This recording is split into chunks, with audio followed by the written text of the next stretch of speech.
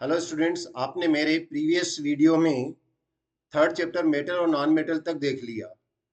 अब मैं आपके सामने कार्बन एंड इट्स कंपाउंड को एक्सप्लेन करने जा रहा हूँ और मैं यह आशा करता हूँ कि I hope to that this video will be very helpful for your examination 2025। MP board के लिए जनरली मैंने बनाया है। इसमें लगभग पूरा चैप्टर को मैंने एक्सप्लेन किया है। आप इसको देखते रहिए और बहुत अच्छी तरीके से आपको यह समझ में आ जाएगा, ऐसी उम्मीद करता हूँ। और आपको ये फुल मार्क्स दिलाएगा इस चैप्टर में। तो सबसे पहले मैं इसके नोट्स इंस्टाग्राम पर है, सॉरी इंस्टाग्राम पे नहीं, टेलीग्राम पे रखे हुए मेरे विनर एजुकेशन पॉइंट के नाम से। तो आप वहां पर इसको देख सकते हैं। इसमें ये पूरे चैप्टर हैं, करीबन 11 पेजेस हैं और मैं एक 11 पेजेस को एक्सप्लेन करने जा रहा हूँ। एक एक पेज को एक्सप्लेन करता हुआ जाऊंगा। पहले मैं इस फर्स्ट पेज को ले रहा हूँ।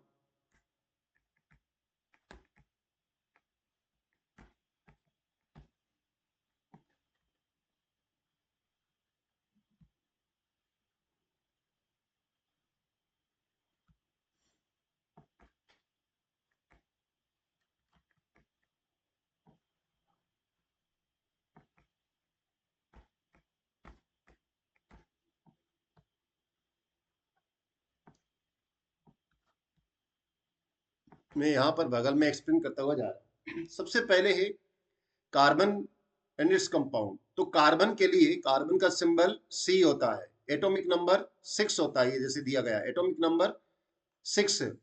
और इलेक्ट्रॉनिक कॉन्फ़िगरेशन पर देखें तो फर्स्ट शेल में 2 और ये 4, क्योंकि 4 इलेक्ट्रॉन होते हैं आउटर मोस्ट शेल में, इसलिए टेट्रावेलेंट, टेट्रा यानी 4, टेट्रावेलेंट कहलाता है। एटॉमिक मास कार्बन का कितना है? 12 एटॉमिक मास यूनिट है।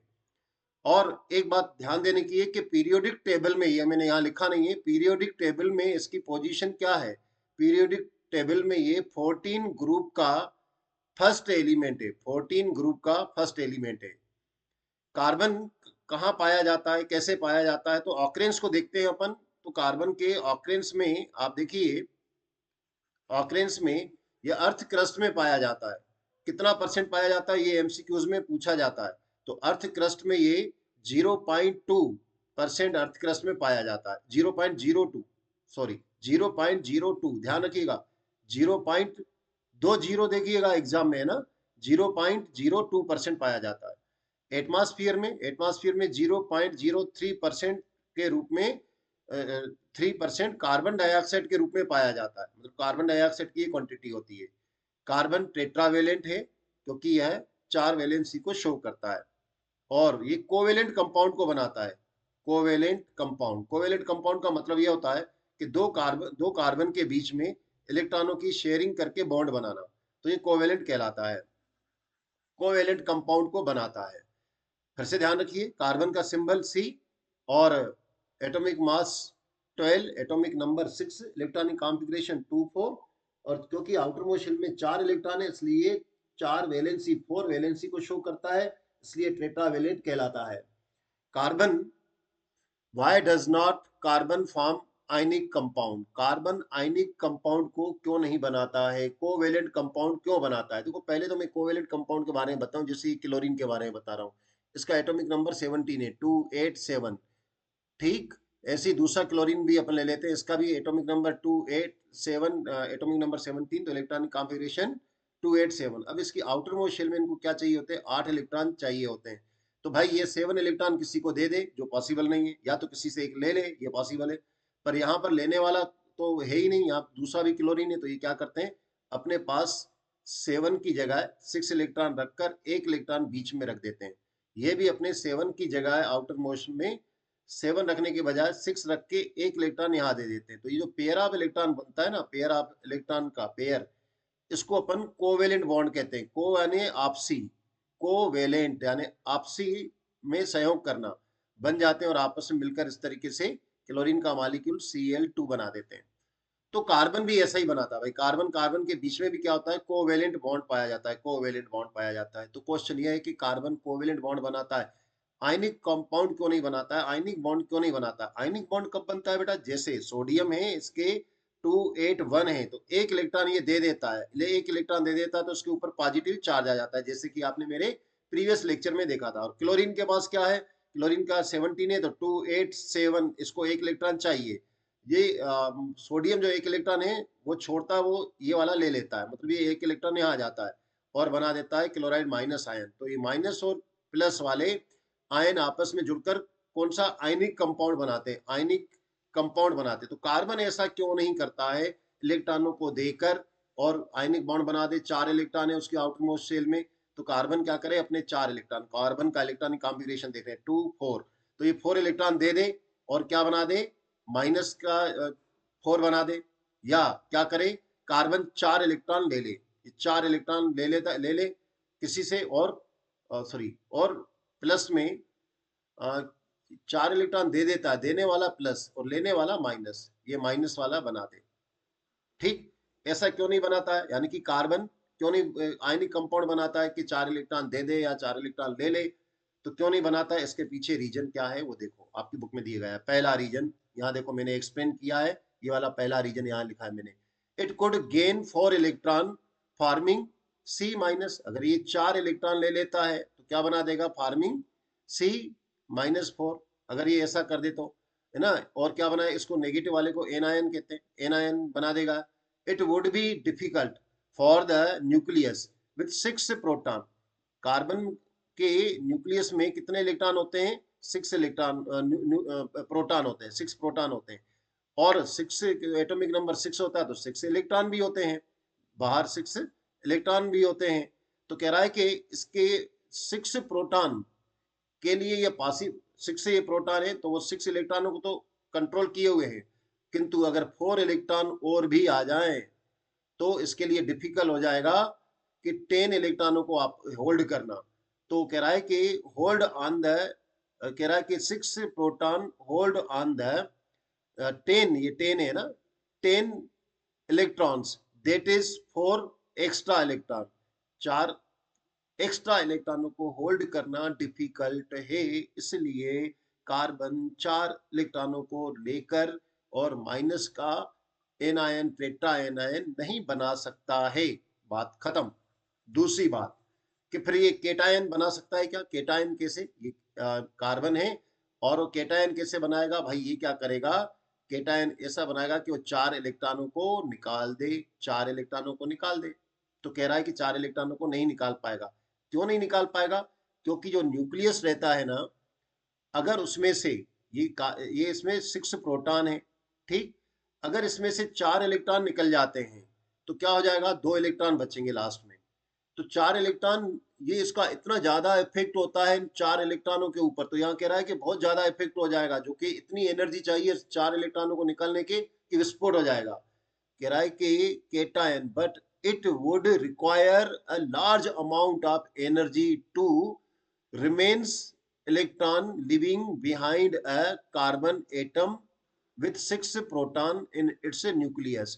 वन वर्ड में बच्चों आंसर लिख के आना कि it is not possible to remove 4 electron because lots of a large amount of energy required for remove 4 electron from the 6 proton, it is very difficulty, therefore it cannot form cation, ये cation को नहीं बना सकता है। तो ये दो reason है, नहीं केटायन बना सकता है भाई, एनायन यानी नेगेटिव आयन इसलिए नहीं बना सकता है कि 4 इलेक्ट्रॉन एक्स्ट्रा लेकर 10 इलेक्ट्रॉनों को 6 प्रोटॉन संभाल नहीं सकते हैं, इसलिए ये क्या है, ये एनायन नहीं बना सकता है, नेगेटिव आयन नहीं बना सकता, 4 इलेक्ट्रॉन नहीं ले सकता है। तो 4 इलेक्ट्रॉन दे सकता है क्या, नहीं, क्योंकि 6 प्रोटॉनों के अट्रैक्शन में जो 4 इलेक्ट्रॉन होते हैं वो बहुत ही ज्यादा स्ट्रांग फोर्स से जुड़े हुए रहते हैं, उसको 4 इलेक्ट्रॉनों को निकालने के लिए बहुत ज्यादा एनर्जी की नीड होगी, जो कि पॉसिबल नहीं है, इसलिए कार्बन जो है नहीं बना सकता है जो है केटायन भी। तो ये पेज फिनिश। अब अपन नेक्स्ट पेज देखते हैं। इस नेक्स्ट पेज को बड़ा कर देता हूं मैं, रुको पहले ऊपर ले आऊं, यहाँ रखता हूं इसको, ये चलो इधर से पहले नेक्स्ट पेज को अपन एक्सप्लेन करने जा रहे हैं। कार्बन जो है, carbon form covalent compound, carbon covalent compound को बनाता है। कैसे बनाता है बच्चों? इलेक्ट्रॉनों की शेयरिंग करके। तो देखो, दो कार्बन है, ये आपस में एक एक इलेक्ट्रॉन की जब शेयरिंग करते हैं तो क्या बनाते हैं? सिंगल बॉन्ड वाला बनाते हैं। इस तरीके से सिंगल बॉन्ड वाला कार्बन कार्बन बनाते हैं। जैसे सिंगल बॉन्ड हाइड्रोजन है और हाइड्रोजन के पास एक इलेक्ट्रॉन है, दूसरे हाइड्रोजन के पास भी एक इलेक्ट्रॉन है, ये आपस में मिलके क्या बना देते हैं? इस तरीके से अपन इनके सर्कल बना के, ये हाइड्रोजन है, ये हाइड्रोजन है, और ये इलेक्ट्रॉन, इस तरीके से H2 बना देते हैं। ये कोवेलेंट बॉन्ड, इसको सिंगल कोवेलेंट बॉन्ड कहते हैं। यहाँ भी single covalent bond. Double bond कैसे बनता है बेटा? जैसे ये ऑक्सीजन है, ऑक्सीजन का एटॉमिक नंबर कितना है? 6 है।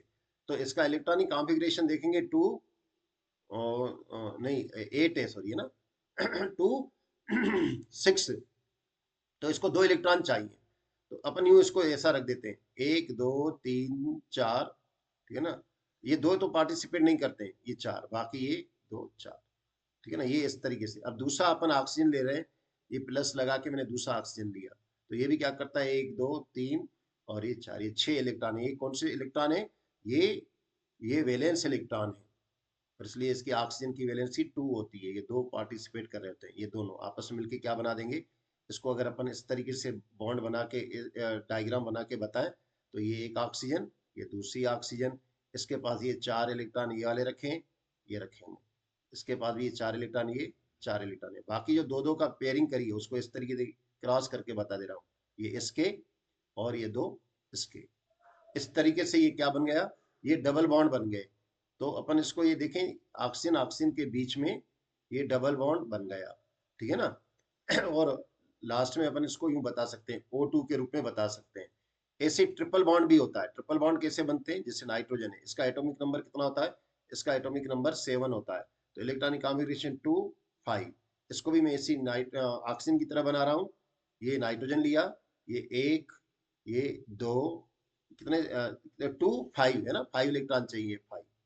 तो 5 इलेक्ट्रॉन, थोड़ा सा इसको मैं इस तरीके से बना रहा हूँ, फिर से बना के बता देता हूँ मैं आपको, ठीक है ना। ये नाइट्रोजन 5 इलेक्ट्रॉन बताने, तो ये 2 इलेक्ट्रॉन, ये 2 इलेक्ट्रॉन, और ये एक 3 इलेक्ट्रॉन, ठीक। अब इसको कितने? 3 इलेक्ट्रॉन चाहिए, तब तो 8 कंप्लीट होंगे। तो 3 इलेक्ट्रॉन की शेयरिंग करेगा एक दूसरे नाइट्रोजन से। ये दूसरा नाइट्रोजन आ गया, इसके बाद भी क्या आ जाएगा? ये एक इलेक्ट्रॉन, ये मतलब 2 इलेक्ट्रॉन का पेयर है, और ये 1 2 3, ठीक है ना। अब ये क्या, कैसे बॉन्ड बनाएंगे? इसको बॉन्ड को देखते हैं। ये एक हो गया, थोड़ा सा बड़ा करके बना देता हूँ मैं, ऊपर बना रहा हूँ इसको रब करके, नाइट्रोजन का है ना, इन सबको रब कर देता हूँ।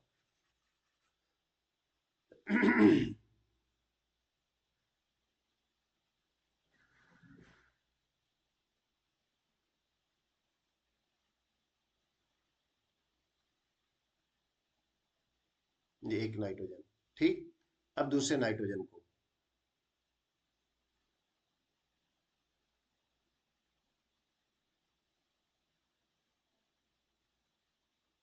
ये नाइट्रोजन, ठीक। तब जो ये एक नाइट्रोजन है, ये एन, इसके पास 5 इलेक्ट्रॉन और 3 इलेक्ट्रॉन ये वाले इसके, 1 2 3।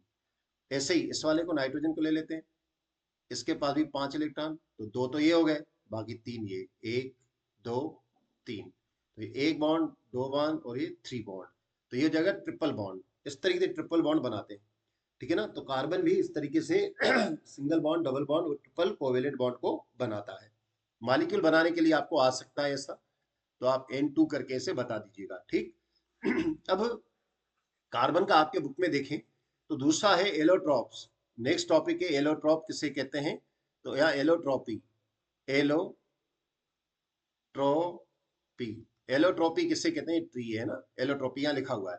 एलोट्रोपी किसे कहते हैं?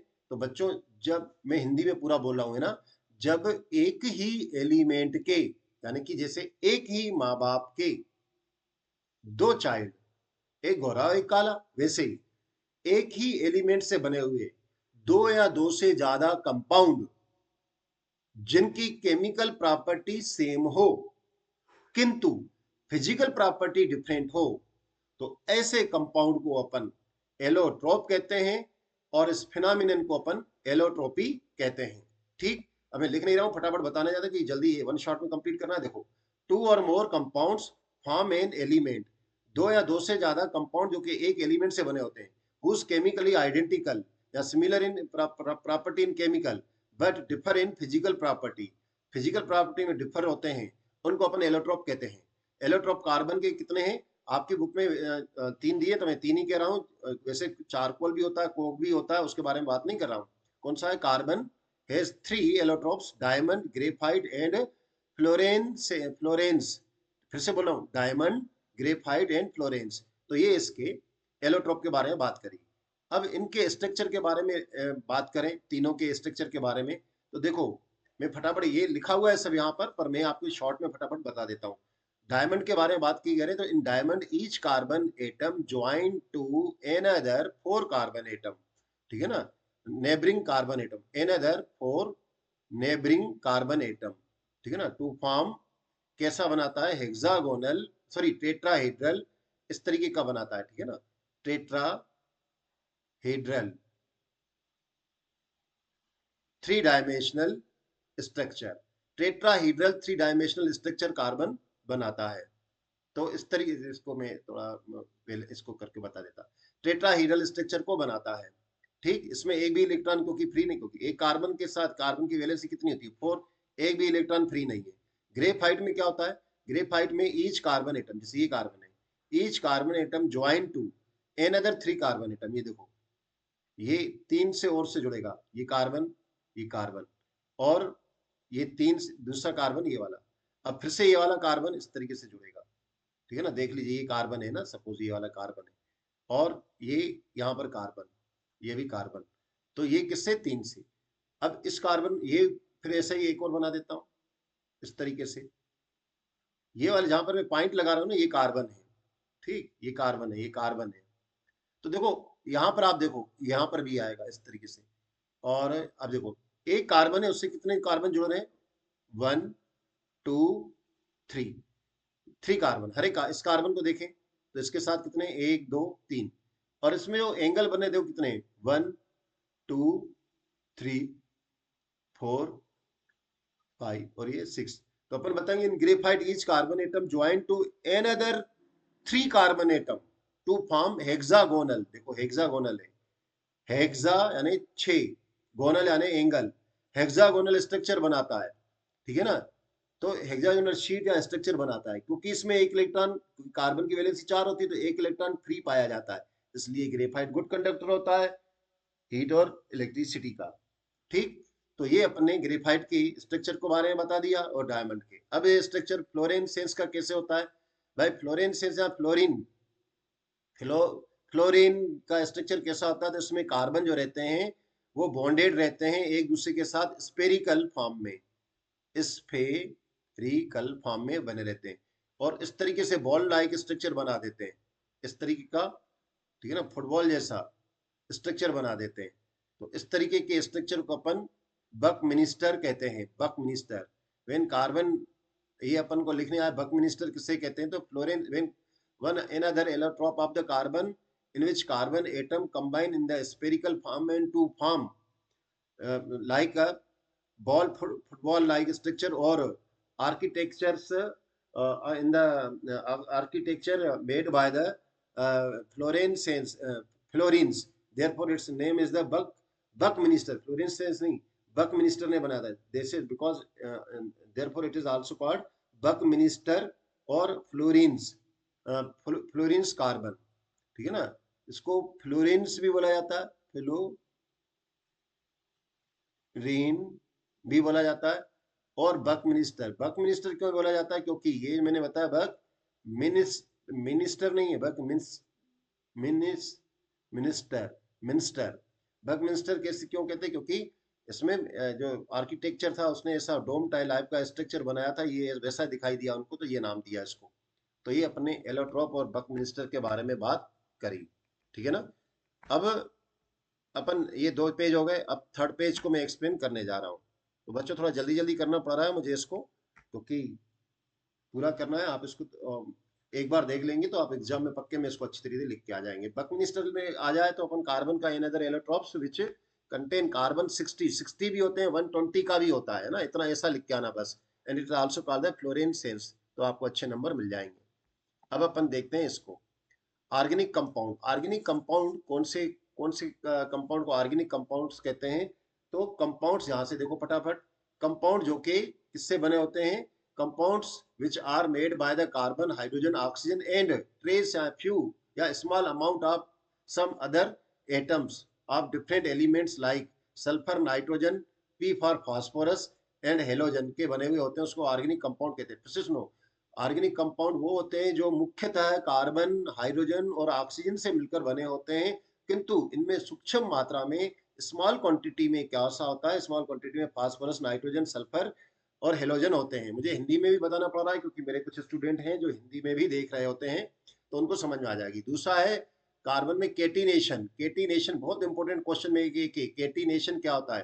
केटिनेशन, कैटिनेशन को हिंदी में कहते हैं श्रृंखलन। श्रृंखलन, तो कैटिनेशन क्या है? Carbon atom have carbon atom atoms या atom has a tendency to combine with another carbon atom to form long chain of carbon atom. These chain are combined with each other by different manners and form large number of carbon compounds. This property of carbon is known as catenation and unique property of the carbon. ठीक, carbon is a chemically unique. Why? भाई carbon, अब मैं फिर से हिंदी में बोल रहा हूँ पूरा, कि भाई कैटिनेशन या श्रृंखलन किसे कहते हैं? कार्बन के एटम में यह टेंडेंसी होती है कि वह अपने पड़ोसी कार्बन एटम के साथ जुड़कर बहुत लंबी कार्बन की चेन बनाते हैं। कार्बन की चेन बनाने की इस प्रॉपर्टी को कैटिनेशन कहते हैं। फिर दूसरा क्वेश्चन होता है carbon, why carbon is a chemically unique?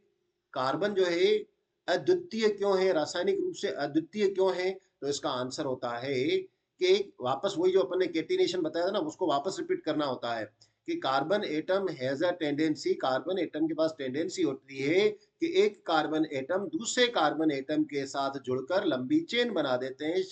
ये चेनें डिफरेंट डिफरेंट वेव्स में आपस में जुड़कर बहुत ज्यादा क्वांटिटी में कार्बन के कंपाउंड बना देते हैं। कार्बन की इस प्रॉपर्टी को हम यूनिक प्रॉपर्टी कहते हैं, अद्वितीय प्रॉपर्टी कहते हैं। यहां तक आपका कंप्लीट। अब दूसरा है type of carbon compounds. Carbon compounds कितने तरीके के होते हैं? तो भाई कार्बन कंपाउंड्स मेरे ख्याल से तो आप सब जान पढ़ चुके हो, दो तरीके के होते हैं। एक तो होता है सेचुरेटेड कार्बन कंपाउंड्स और दूसरे अनसेचुरेटेड, अनसेचुरेटेड कार्बन कंपाउंड होते हैं। सेचुरेटेड में क्या होता है? कार्बन कार्बन एटम के बीच में सिंगल बॉन्ड होता है, उनको अपन सेचुरेटेड कहते हैं। और अनसेचुरेटेड किसे कहते हैं? अनसेचुरेटेड कार्बन कार्बन के बीच में या तो डबल बॉन्ड या तो ट्रिपल बॉन्ड होता है, तब अपन इसको अनसेचुरेटेड कहते हैं। ठीक, तो ये हुआ आपका सेचुरेटेड। ये पेज आपका कंप्लीट। अब नेक्स्ट पेज, ये पेज आपको इस टेलीग्राम पर उपलब्ध है, आप वहां पर इनका चाहे तो स्क्रीनशॉट भी ले सकते हैं वहां से, और प्रिंट आउट भी ले सकते हैं। अगर आपको चाहिए कि नोट्स भी देखते हुए जाए तो फटाफट आप उसको कर सकते हो। दूसरा, तो बच्चों आप लोग मेरे चैनल को जरूरी सब्सक्राइब करें, मेरा आशीर्वाद है आपको, आप बहुत अच्छे नंबरों से पास हो जाएंगे, मेरी मेहनत भी साकार होगी। और अब आप सब्सक्राइब भी करेंगे और शेयर भी करेंगे तो मुझे बड़ी खुशी होगी, और मुझे लगेगा कि बच्चे मेरे ही मेहनत का मुझे परिणाम दे रहे हैं। अब देखेंगे हाइड्रोकार्बन किसे कहते हैं। बच्चों हाइड्रोकार्बन सीधे सीधे वर्ड में आंसर है इसका कि कंपाउंड जो कि हाइड्रोजन से और कार्बन से मिलकर बने हुए होते हैं उनको हाइड्रोकार्बन कहते हैं। compounds which are made by the hydrogen and carbon are known as hydrocarbon। तो हाइड्रोकार्बन कितने तरीके के होते हैं? तो हाइड्रोकार्बन को अपन तीन तरीके से देखेंगे। हाइड्रोकार्बन को तीन तरीके से देखेंगे, कौन कौन से? पहला तो अपन देखेंगे एल केन, एल केन। दूसरा अल, ये अल्कीन, ई एन ई, यहां से देखेंगे है ना। और तीसरा अल काइन। ये तीन तरीके के हाइड्रोकार्बन होते हैं। मैं हाइड्रोकार्बन यहां लिख देता हूं, हाइड्रोकार्बन। अब ये जो तीन है एल्केन, एल्कीन, इनको देखो मैंने यहाँ पर एक्सप्लेन किया है। तो इनका जो एल्केन होता है, इनका जनरल फार्मूला क्या होता है? CnH2n+2 होता है। इनका जनरल फार्मूला क्या होता है? इसका जनरल फार्मूला होता है CnH2n, और इसका जनरल फार्मूला क्या होता है? CnH2n-2। तो ये इनके जनरल फार्मूला हो गए। इनकी खासियत क्या होती है? इनमें कार्बन कार्बन के बीच में सिंगल बॉन्ड होता है, और इसमें कार्बन कार्बन के बीच में डबल बॉन्ड होता है, और एल्काइन में कार्बन कार्बन के बीच में ट्रिपल बॉन्ड होता है। ये थे इनके। अब इनके जो है आगे अपन फंक्शनल ग्रुप से पहले इनके अपन रूट वर्ड्स कौन से होते हैं उसको देखें। ये इसको रब कर रहा हूं मेरा, है ना। रूट वर्ड क्या होता है उसको अपन देखते हैं भाई। रूट वर्ड का मतलब होता है ये जो इसको एल्क है, ये एल्क, और कब उसमें एन लगेगा, कब आइन लगेगा, और कब भी, है ना। तो ये इसके नंबर को देखें, ये C1 और C2, C3, C4, C5। बच्चों ये काउंटिंग होती है, लेटिन काउंटिंग, जैसे अपन हिंदी में कहते हैं ना 1 2 3 4 गणपति की जय जयकार, वैसे ही इंग्लिश में 1 2 3 4 5, ऐसे ही लेटिन वर्ड में भी इनकी काउंटिंग होती है। पहले को बोला जाता है मेथ, दूसरे को बोला जाता है एथ, और तीसरे को बोला जाता है प्रोप, और चौथे को चला जाता है ब्यूट, और पांचवे को पेंट, आगे हेक्स। तो अपन तो फिलहाल यहीं तक हेक्स तक तो चलो कर देते हैं हेक्स। अगर अपन पहले एल्केन वाला जो अपन देखें सिंगल बॉन्ड वाला, तो सिंगल बॉन्ड वाले अगर कार्बन बनेंगे तो उसके आगे, इनके आगे ANE लग जाएगा। अगर डबल बॉन्ड वाले कार्बन कंपाउंड्स होंगे तो इनके आगे एल्क के आगे, जैसे मीथेन, प्रोपेन, एन हो गया, और डबल बॉन्ड वाले होंगे तो उसमें ENE लग जाएगा, जैसे एथिन। याद रखिए मेथिन नहीं बनता है, क्योंकि दो कार्बन के बीच में डबल बॉन्ड, तो दो तो होता ही नहीं है, इसमें एक ही होता है। तो इसका नाम क्या हो जाएगा? एथिन। ई लग जाएगा तो एथिन, दो कार्बन वाले में ENE, एथिन। प्रोपिन। और अगर इसमें कार्बन कार्बन के बीच में अगर तीन बॉन्ड होते तो कैसे होता? तो इनका नॉमेनक्लेचर क्या हो जाता? तीन बॉन्ड होते तो इसमें क्या लग जाता? YNE, यानी कि एल्काइन। तो ये हो जाएगा मिथाइन।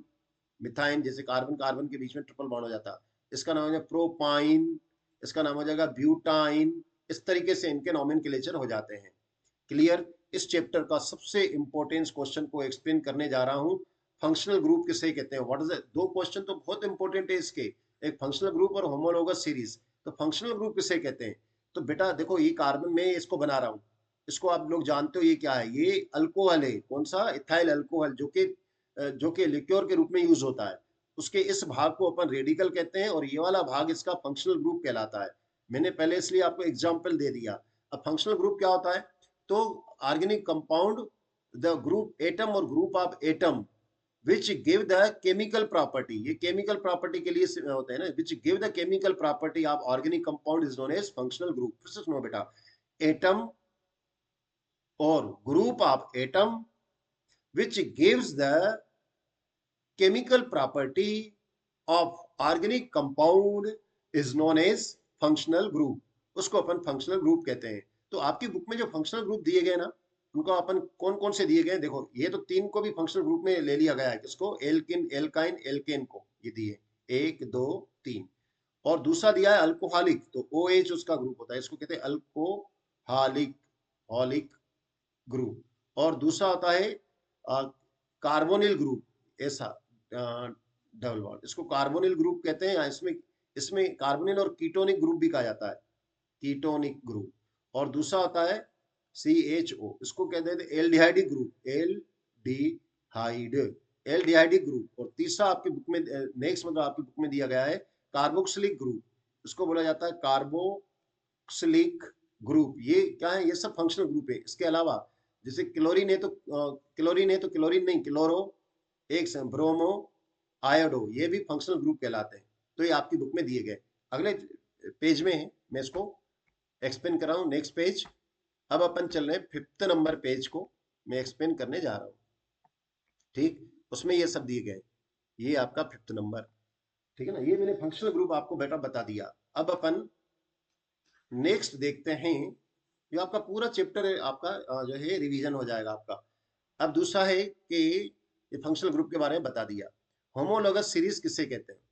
बेटा ध्यान रखिएगा, होमोलोगस, पहले एग्जांपल देखते हैं। ये देखो, CH3OH और CH3CH2OH, CH3CH2CH2OH। एक और दे बना देता हूं, CH3CH2CH2 कितने हो गए, 2 हो गए, ये 3 CH2OH। इनमें आपको क्या कॉमन दिखता है, देखो इसमें कॉमन दिख रहा है functional group, same functional group. और दूसरा क्या आपको चेंजेस दिख रहा है कि इसमें एक CH2 बढ़ गया, इसमें भी CH2 एक और बढ़ गया, इसमें CH2 और बढ़ गया, इसमें CH2 एक है, इसमें 2 है, इसमें 3 है, 1 2 3 इस कार्बन के बीच में।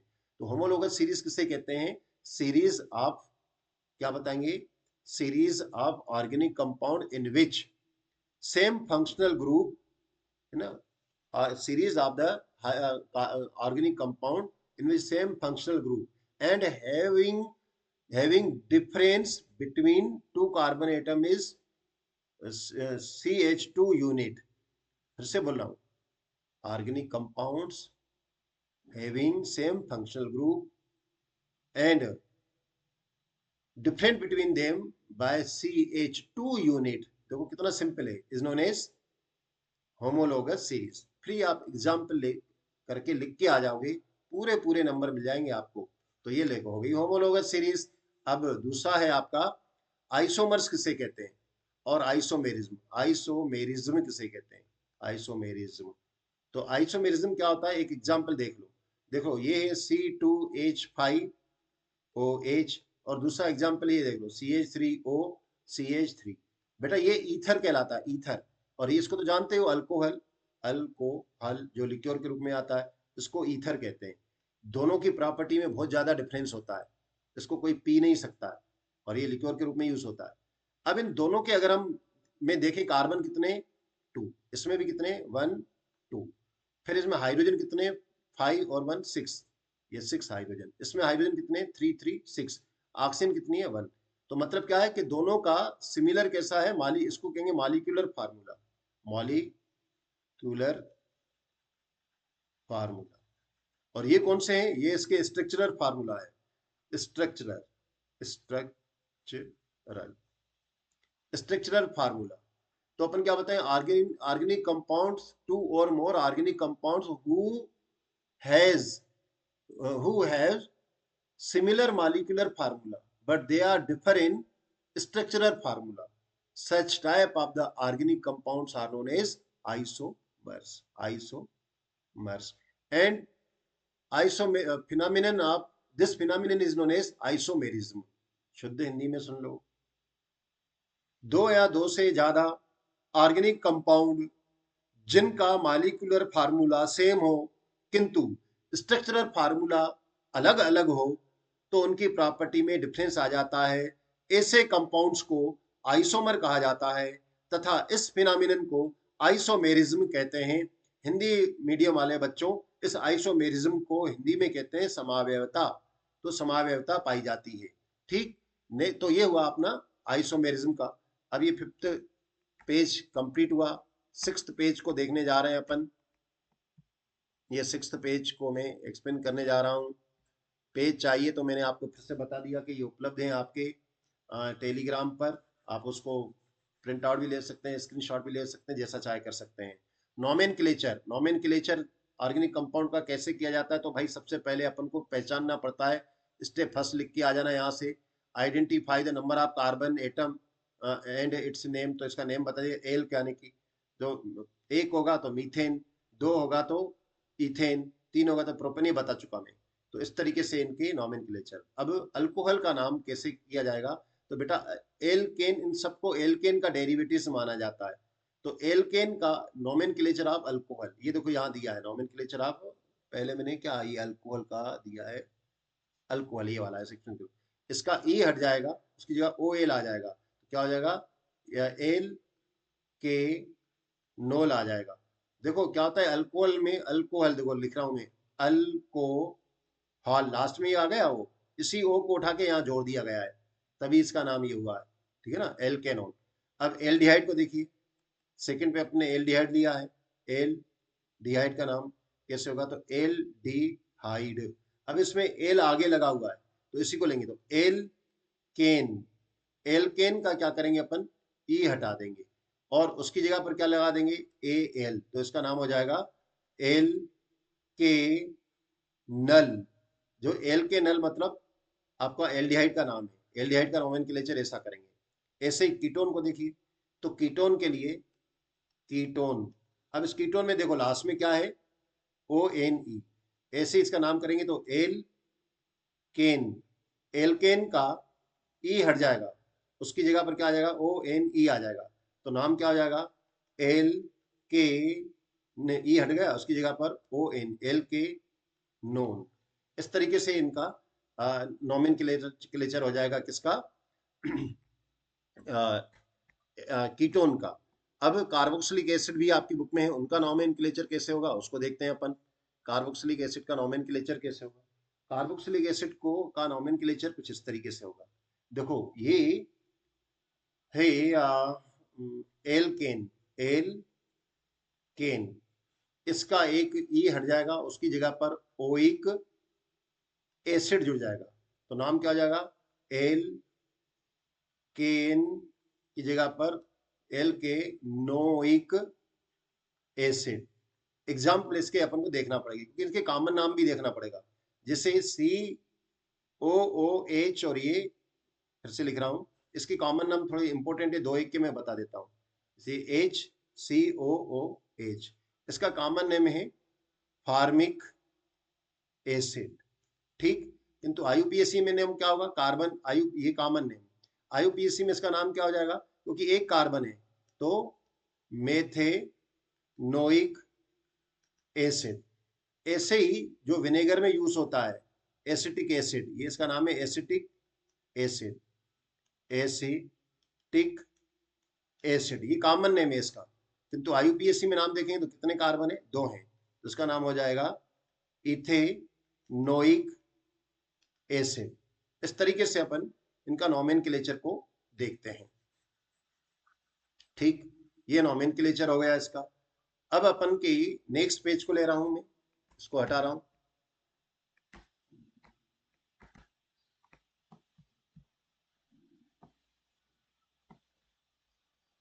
ये नॉमेनक्लेचर कार्बोक्सिलिक एसिड ही है ना, chemical properties of organic compound.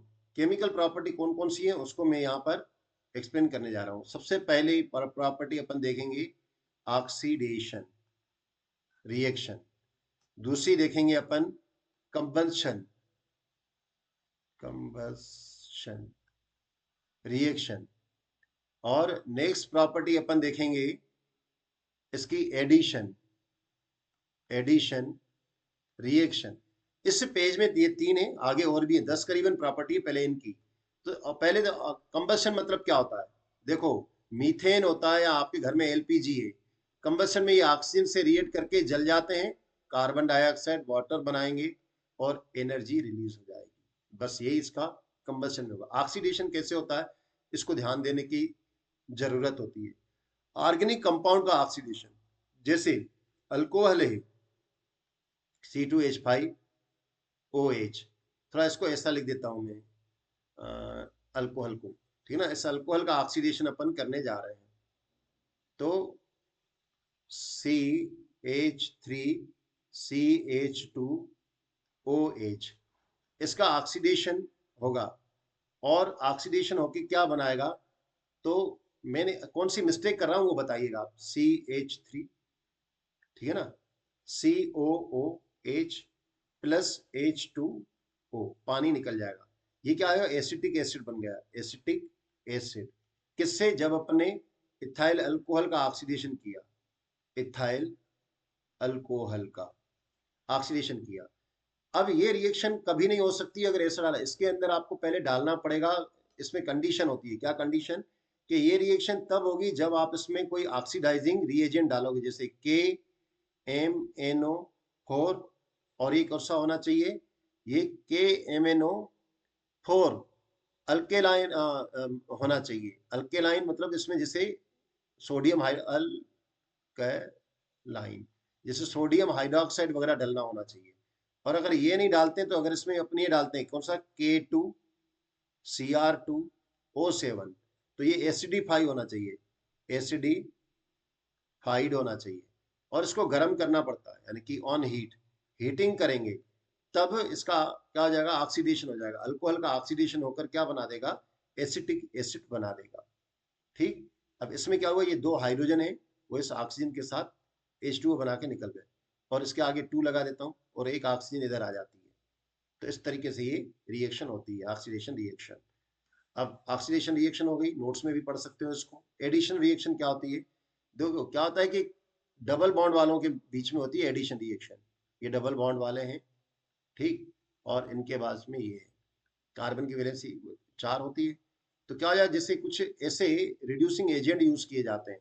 आपको अब इतना लंबा आप याद रखो या नहीं रखो, आप तो बस इतना रखिएगा कि एडिशन रिएक्शन में आपने ये निकल लिया है, इसको गर्म करते हैं, हीट करते हैं, तो ये क्या करता है, ये हाइड्रोजन उपलब्ध कराता है इनको, ठीक है ना। मैं यहाँ लिख देता हूँ हाइड्रोजन। तो एडिशन रिएक्शन में हाइड्रोजन का एड होना होता है, यहाँ पर प्लस H2 कर देता हूँ इस निकल के कारण। तो क्या बन जाएगा, आर आर और ये CH, फिर single bond CH R R, इस तरीके से हाइड्रोजन जुड़ जाता है, इसको एडिशन रिएक्शन कहते हैं। एडिशन रिएक्शन से अलावा जो सबसे ज्यादा इंपॉर्टेंट रिएक्शन इसमें होती है एस्ट्रिफिकेशन और सल्फोनेशन रिएक्शन। तो पहले पेज नंबर 9, 10, 11, हाँ यही है, नहीं इसके अलावा पहले ये वाला पेज है, केमिकल प्रॉपर्टी, ये वाला, ठीक है ना। अब क्योंकि वीडियो ज्यादा लंबा बन रहा है इसलिए मैं इसी कोई पेज को ही एक्सप्लेन करता हुआ जा रहा हूँ, फटाफट यहीं पर पेज में ही लिख नहीं रहा हूँ। यहाँ पर ये देखो, सब्स्टिट्यूशन रिएक्शन का मतलब क्या होता है। सब्स्टिट्यूशन का मतलब होता है कि भाई इसका एक हाइड्रोजन है मीथेन का, इसको भगाओ, और इस हाइड्रोजन का सब्स्टिट्यूशन, जो हाइड्रोजन का स्थान ले सके उसको सब्स्टिट्यूशन। तो सनलाइट में अगर इसको अपन करते हैं गर्म तो ये हाइड्रोजन निकल जाता है, और क्लोरीन के साथ रिएक्शन करवाते हैं तो ये क्लोरीन, एक हाइड्रोजन की जगह पर क्लोरीन आके जुड़ जाता है और HCl निकल जाता है। ऐसी रिएक्शन को अपन सब्स्टिट्यूशन रिएक्शन कहते हैं, जैसे यहाँ पर दिया है। रिएक्शन में सोडियम एथेनॉल, तो क्या हो जाएगा, जैसे आपने ये एथेनॉल लिया है CH3CH2OH, इसकी रिएक्शन अगर आपने सोडियम का टुकड़ा इसमें डाल दिया, लैब में अपन डालते हैं, तो क्या हो जाएगा, सोडियम एथॉक्साइड बन जाएगा, NaO बन जाएगा और हाइड्रोजन गैस निकल जाएगी। डिहाइड्रेशन, डिहाइड्रेशन का मतलब होता है हाइड्रोजन का निकालना। क्या होता है, अल्कोहल में से हाइड्रोजन निकल जाए, तो ये अल्कोहल है, ये अल्कोहल है, इसमें से हाइड्रोजन निकल जाए, तो हाइड्रोजन कैसे निकलेगा, इसको अगर इसमें अपन को कंडीशन याद रखनी पड़ेगी। इसकी रिएक्शन अपन डाइल्यूट सल्फ्यूरिक, जरूरी डाइल्यूट लिख रहा हूँ, कंसंट्रेट, कंसंट्रेट सल्फ्यूरिक एसिड यानी H2SO4 डाल दोगे ना, तो इसमें से वाटर का मॉलिक्यूल्स निकल जाएगा, यानी ये OH और एक H इधर यहाँ से आ जाएगा, तो क्या हो जाएगा, ये बन जाएगा CH2, ये CH2 बनेगा क्योंकि 3 है ये, और ये तो 2 है ही, तो उसके बीच में डबल बॉन्ड आ जाएगा CH2 और वाटर निकल जाएगा। इस रिएक्शन को अपन डिहाइड्रेशन कहते हैं, देखो यहाँ लिखा हुआ है 6 नंबर पे, डिहाइड्रेशन रिएक्शन। दूसरी एथेनोइक एसिड, एसिड, इसको एस्ट्रिफिकेशन रिएक्शन, बहुत इंपॉर्टेंट में से एक रिएक्शन, मैं फटाफट कर देता हूँ, बहुत इंपॉर्टेंट में से एक रिएक्शन कौन सा है, एस्ट्रिफिकेशन रिएक्शन, एग्जाम में आ सकती है। एस्ट्रिफिकेशन रिएक्शन, इसमें क्या हो जाता है बच्चों, अल्कोहल एसिटिक एसिड की, ये एसिटिक एसिड है, ठीक, इसकी अल्कोहल से रिएक्ट करवा देते हैं, अल्कोहल से रिएक्शन करवा देते हैं, C2H5, तो क्या बन जाएगा, जब अपन अल्कोहल से रिएक्ट करते हैं ना, तो बेटा ये वाटर का मॉलिक्यूल्स बन के निकल जाता है,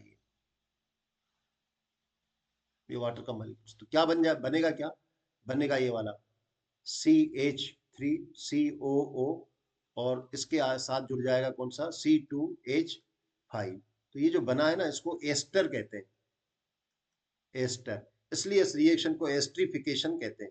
एस्ट्रिफिकेशन बहुत इंपॉर्टेंट में से एक है, जब एग्जाम में आए तो when we react the acetic acid with alcohol to form ester, this reaction is known as esterification reaction। और इसके बाद है अपने पास सफोनी, ये सफो यानी कि ये सफो यानी सोप होता है, सोप, सपोनिफिकेशन, सपोनिफिकेशन रिएक्शन, इसमें क्या होता है बेटा, जो आपने एस्टर बनाया ना उसका ये उल्टी रिएक्शन होती है। ये जो आपने एस्टर अभी अपने बनाया ना C2H5, ये इसकी रिएक्शन अपन सोडियम हाइड्रोक्साइड के साथ करवा दें, एस्टर की रिएक्शन सोडियम हाइड्रोक्साइड के साथ करवा दें, तो क्या है कि जो आपका अल्कोहल लिया था ना आपने, वो वापस मिल जाएगा आपको, ये पूरा यहाँ से निकल के, और इसके साथ ही जो OH है ना, वो आके जुड़ जाएगा और बाकी जो सोडियम है इसके साथ जुड़ जाएगा, तो ये बन जाएगा सोडियम एसीटेट कहलाता है ये, Na sodium acetate plus C2H5OH। इस रिएक्शन को अपन सल्फोनिफिकेशन रिएक्शन कहते हैं। यहाँ जो बना है इसको अपन कहते हैं सोडियम एसीटेट, एसीटेट। और यहाँ पर इथाइल अल्कोहल, इथाइल अल्कोहल, बहुत इंपॉर्टेंट रिएक्शन में से एक।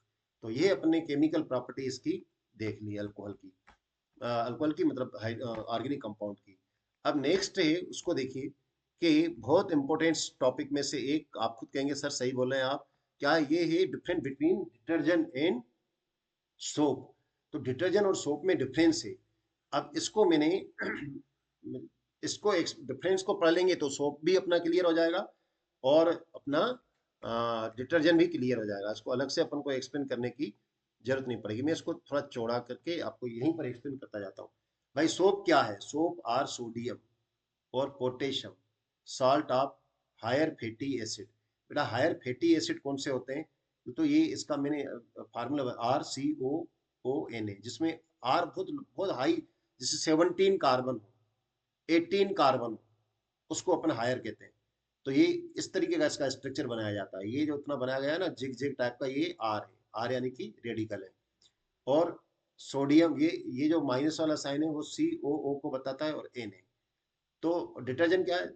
ये क्या है? Soap are sodium potassium salt of higher fatty acid. ये भी आंसर लगभग यही, these are sodium alkyl sulphonate, ये सल्फेट है और बेंजीन सल्फोनेट है, ठीक है ना। ये बेंजीन सल्फोनेट है और सल्फेट है किसके? Sodium alkyl. ये भी हायर होते हैं, हायर हाइड्रोकार्बन के। ठीक। दूसरा क्या होता है कि इनका दूसरा डिफरेंस, अच्छा इसमें एक और बात बता दूं मैं आपको। इसमें जो रहता है, ये जो दो पार्ट होते हैं हमेशा सोप के और डिटर्जेंट के, तो जो एक होता है ये वाला हाइड्रोकार्बन का, ठीक है ना, और दूसरा ये अपन ने बताया, जैसे मैंने बताया ये COO माइनस है और ये Na, ये आयनिक पार्ट कहलाता है, ये आयोनिक पार्ट। और ये कौन सा कहलाता है? हाइड्रोकार्बन का। तो ये वाटर रिपेलिंग पार्ट होता है, रिपेलेंट होता है। और ये वाटर अट्रैक्ट पार्ट होता है, वाटर अट्रैक्ट पार्ट होता है। तो ये क्या करता है? ये वाटर को रिपेल करता है, यानी वाटर को दूर भगाता है, किंतु डर्ट को और ऑयल को आप इसमें इसके इस टेल से जुड़ जाता है। और वाटर जो रहता है वो इस पार्ट से जुड़ जाता है, क्योंकि आयनिक कंपाउंड वाटर लविंग होता है, वाटर इसके साथ जुड़ जाता है। तो इसको इसके ये वाले long hydrocarbon part water repellent part कहलाएगी, small ionic part water attract part कहलाएगा। ऐसा ही इसमें भी है। दूसरा डिफरेंस क्या है? Prepare from vegetable oil and animal fat. Detergent को किससे बनाया जाता है? Prepare from the hydrocarbon obtain from petroleum, मतलब इसको पेट्रोलियम से बनाया जाता है। ये वीक क्लीनिंग पावर होती है, इसके पास क्लीनिंग पावर बहुत ज्यादा होती है। डिफिकल्टी टू फॉर्म प्रेसिपिटेट को मैंने PPT लिखा है यहाँ, फोम यानी झाग। ये मुश्किल से झाग बनाता है हार्ड वाटर के साथ, ये हार्ड वाटर के साथ भी इजीली झाग बना देता है। Do not cause water pollution, ये पॉल्यूशन नहीं करता है, और ये वाटर को पॉल्यूशन कर देता है। कौन? डिटर्जेंट वाटर को पॉल्यूशन कर देते हैं। ये बायोडिग्रेडेबल होते हैं और ये बायो नॉन डिग्रेडेबल होते हैं। ये इसका अपने डिफरेंट पढ़ लिया। ठीक। तो ये हुआ। अब नेक्स्ट पेज है, इसको देखिए। Explain the cleaning action of soap. Soap की क्लीनिंग एक्शन क्या होती है? शॉर्ट में फटाफट कर देता हूं। देखो ये इसका नेगेटिव, ये पॉजिटिव। सोप का ये जो एंड है, हाइड्रोकार्बन वाला एंड, ये क्या होता है? वाटर रिप्लेंट रिप्लेंट होता है, पहले बता चुका हूँ। ये डर्ट को कंबाइन कर लेता है और ऑयल को, ये वाटर को कंबाइन नहीं करता है। तो ये क्या होता है? और ये वाला होता है वाटर का। जो अपन साबुन को अप्लाई करते हैं तो क्या हो जाता है? वो डर्ट और ऑयल को पकड़ लेता है। जब अपन पानी डालते हैं तो पानी, इसका दूसरा एंड पानी के साथ मिल जाता है, वाटर के साथ। और रिंस से यानी कि खंगालना, और रिंस होकर शरीर से बाहर चला जाता है। इस तरीके से a soap molecule has two part, hydrocarbon and ionic part. So the hydrocarbon part is hydro phobic, phobic यानी डराना, पानी से डरने वाला। Water repelling and get attach to dirt and grease, ये डर्ट से और ग्रीस से अटैच हो जाता है।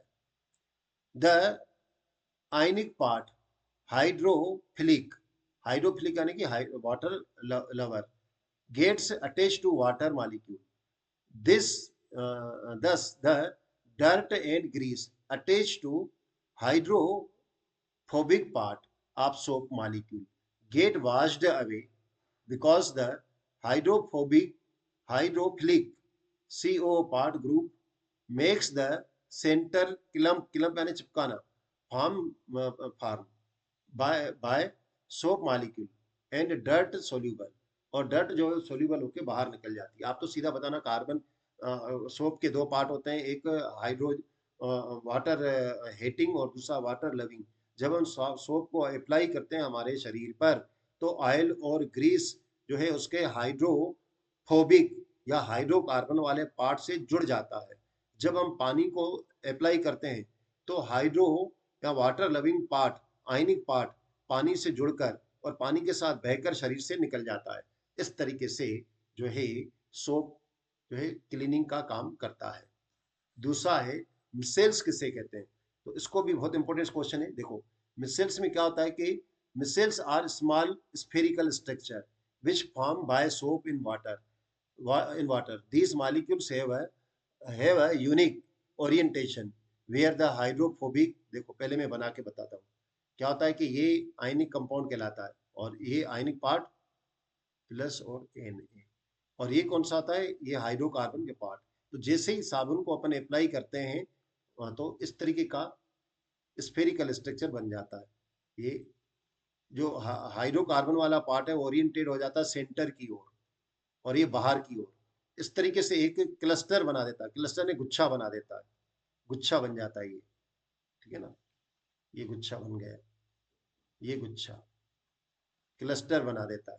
तो अपन क्या बताएंगे, जब वाटर को हम अप्लाई करते हैं तो वाटर साबुन साबुन को अगर हम अप्लाई करते हैं तो साबुन के पार्टिकल्स जो रहते हैं वो ओरिएंटेड स्पेशल टाइप से ओरिएंटेड हो जाते हैं और स्पेयर बना देते हैं, स्पेयर का गुच्छा बना देते हैं, जिसमें हाइड्रोकार्बन का पार्ट कहाँ से होता है, इनसाइड होता है। देखो यहाँ पर मैं इसमें नोट्स में भी दिया है, इनसाइड हो जाता है, अंदर की ओर हो जाता है। तो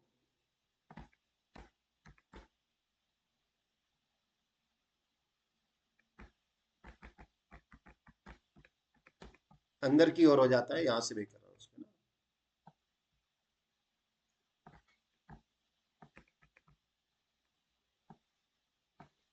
तो कह रहा है कि टेल क्लस्टर इनवर्ड, जो हाइड्रोकार्बन इनवर्ड हो जाती है, एंड हाइड्रोफ्लिक यानी कि जो पानी को खींचती है, हेड फोर्स आउटसाइड, ये आउटसाइड पे ये फोर्स हो जाता है, ठीक है ना, आउटसाइड पे हो जाता है। Soap in the form of micelles is able to clean, वो क्लीन कर देता है।